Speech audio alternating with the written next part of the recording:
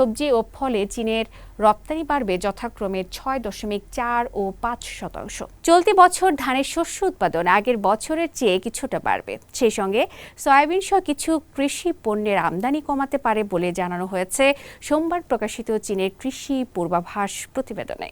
প্রতিবেদনে বলা হয়েছে, বছর চীনের মোট শস্য উৎপাদন গত বছরের চেয়ে 0.2% বেড়ে 71.60 লাখ টনে দাঁড়াবে। তেল শস্যের উৎপাদনও 2.6% বেড়ে 4,20,40,000 টনে দাঁড়াবে বলে জানানো হয়েছে। প্রতিবেদনে বলা হয়েছে, চীনে প্রতি হেক্টরে এবার শস্যের ফলন পাওয়া যাবে 6,000 কেজি করে। কৃষি ও গ্রামীণ বিষয়ক মন্ত্রণালয়ের কৃষি পর্যবেক্ষণ বিজ্ঞান দপ্তরের প্রধান সু সিউওয়ে জানালেন, এবছর চীনে সয়াবিনের আমদানি আগের বছরের চেয়ে 6.1% কমবে। সেই সঙ্গে দুগ্ধজাত পণ্যের আমদানিও কমতে পারে 4.1%।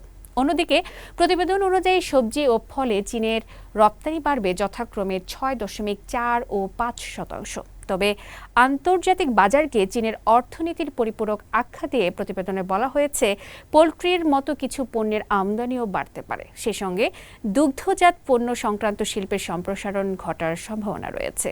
দুধ উৎপাদন বার্ষিক গড়ে 2% বেড়ে 2030 সাল নাগাদ 4,50,70,000 টনে পৌঁছাবে বলে অনুমান করা হচ্ছে।